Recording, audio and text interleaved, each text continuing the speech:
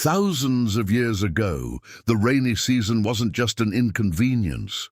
It was a death sentence. For early humans living on the coast, the monsoons brought freezing rain and howling winds. The ground turned into a slippery, dangerous mud pit that made hunting impossible. Deadly storm surges would flood their camps and wash away their only food sources. Without proper shelter, a simple cold could quickly turn into a fatal illness. Survival meant they had to stop running from the storm and start building against it. They looked to nature for inspiration, watching how birds and animals stayed dry. Caves were great, but they were rare, often flooded, and sometimes already occupied by predators.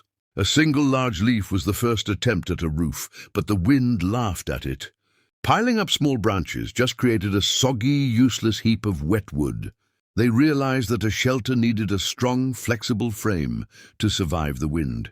Young, flexible saplings became the perfect skeleton for their first real structures. By crossing two sturdy poles and tying them with tough vines, the A-frame was born. But tying things together required a new skill, the invention of the knot. Early knots were messy and weak, often snapping under the pressure of a strong gust. Through trial and error, they developed tight, secure knots that could hold heavy loads. Gathering the main, support beams required dragging heavy driftwood from the beach. Sharp stone tools allowed them to chop branches to the exact length needed for the frame. Soon a bare wooden skeleton stood on the beach. But it was still useless against the rain. They needed a roof, and they needed it before the sky completely opened up. The solution was nature's best waterproof material, massive, waxy palm and banana leaves. Gathering enough leaves to cover a roof was a massive, exhausting team effort. Just laying the leaves on top didn't work. They slid right off the smooth wooden poles. They discovered that weaving the thick leaf stems through horizontal vines locked them in place. The secret to a dry roof was starting at the bottom and overlapping the layers upward. This overlapping technique, called thatching, forced the rainwater to run off the edges. But strong monsoon winds could still catch the bottom edges and rip the roof apart. They solved this by tightly binding the bottom layer of leaves directly to the base of the frame. Even a tiny gap in the thatch would turn into a leaking waterfall during a heavy downpour. They patched every tiny hole with moss, small twigs, and even animal fur. A good roof wasn't enough. The howling wind would still freeze them from the sides. They began weaving flexible vines horizontally between the vertical poles to create a wall frame. Then came the ultimate hack, slapping thick, wet mud over the woven walls to block the wind. Mixing animal fat or sticky tree resin into the mud made the walls completely waterproof. The entrance was the weakest point, letting in freezing drafts and blowing rain. They hung heavy, cured animal skins over the doorway to act as a flexible, insulating door. To stop floodwater from pooling inside, they dug a small drainage trench around the base. They also raised the dirt floor, slightly using flat stones to keep it above the mud level. Finally, a sturdy, waterproof, and wind-resistant shelter stood proudly on the beach. But building it was only half the battle. Now they had to survive the storm inside it. When the dark clouds finally broke, the tribe rushed inside their new creation. Inside, the deafening roar of the monsoon was muffled to a comforting, rhythmic drumming. There was always that one annoying leak that found its way straight to your nose. A quick patch of dry moss usually solved the problem in seconds. The wind pushed violently against the walls, but the flexible A-frame bent without breaking. A small, carefully managed fire in the center provided crucial warmth and dried the damp air. But smoke buildup was a real danger, forcing them to leave a small vent at the very top. The heavy animal skin door flapped wildly, requiring someone to hold it shut during the worst gusts. Trapped inside for days, the tribe shared their stored food, strengthening their social bonds. Elders told stories and sang songs, turning a terrifying storm into a time of learning. Sleeping on thick beds of dry grass and furs kept their bodies off the cold, damp ground. They woke up multiple times a night to check the roof and reinforce the walls. After days of endless rain, the roaring outside finally began to quiet down. Pushing open the heavy-skinned door, they were blinded by the bright, beautiful morning sun. The air was incredibly fresh, and the world outside looked completely washed and renewed. Their shelter stood strong, completely intact, while the surrounding landscape was changed. They saw neighboring groups who hadn't built proper shelters, shivering and displaced. This success gave them a massive advantage, allowing them to help and absorb other groups. They realized that mastering architecture wasn't just about comfort, it was about power. Why keep moving when you could build a permanent, safe village right on the coast? They began planning entire villages, arranging huts in circles for mutual wind protection. A massive central longhouse was built for community meetings and large feasts. They invented the plumb line, using a weighted vine to ensure their walls were perfectly vertical. Standardized measurements, like arm spans and footsteps, made construction faster and more uniform. The stone adze was invented, allowing them to shape and smooth wooden beams with incredible speed. To combat rising tides, they elevated their huts on sturdy wooden stilts above the ground. They switched to tightly bound bundles of dried grass, which lasted much longer than broad leaves. Double-layered thatching was introduced for the most severe monsoon seasons.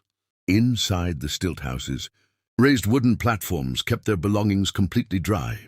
Heavy animal skin curtains were replaced by hinged wooden doors for better security. They stored massive clay pots of fresh water and dried food to survive weeks of isolation. Separate, elevated storage huts were built to protect their food supply from pests and rot. Construction skills became a highly respected trade, passed down from master builders to apprentices. A division of labor emerged, with some specializing in thatching and others in mud walls. They traded coastal resources with inland tribes for superior binding, resins and tools. They discovered that round huts deflected wind much better than square ones, changing their designs.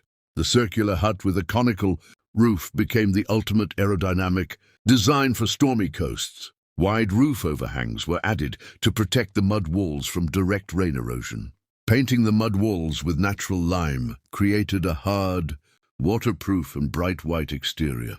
The once vulnerable beach camp had transformed into a thriving, permanent coastal civilization. With basic survival secured, they built communal bathhouses to maintain hygiene during the wet season. Hollowed-out logs were used as primitive pipes to channel wastewater away from the living areas. Tall watchtowers were erected to spot incoming storms or distant ships from miles away.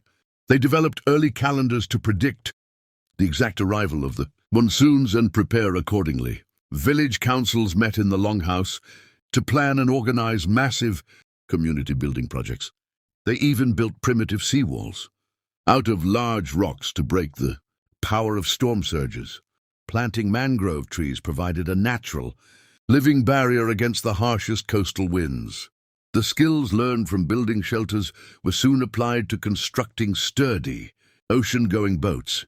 This allowed them to explore new coastlines, spreading their advanced building techniques across the world. Archaeologists can trace human migration by following the spread of these specific coastal building styles.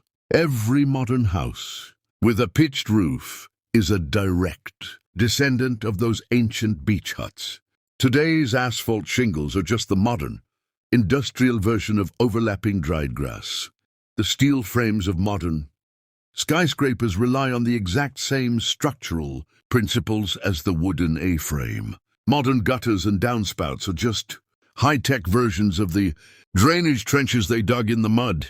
Our obsession with weather forecasting began with those first elders, watching the clouds. Even modern chemical waterproofing is just a refined version of mixing fat into mud. The drive to build a safe shelter is arguably the most fundamental instinct in human history.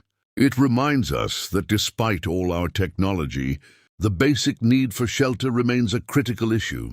When modern disasters strike, we still rely on the simple, rapid deployment of A-frame tents. Those ancient builders didn't just create roofs.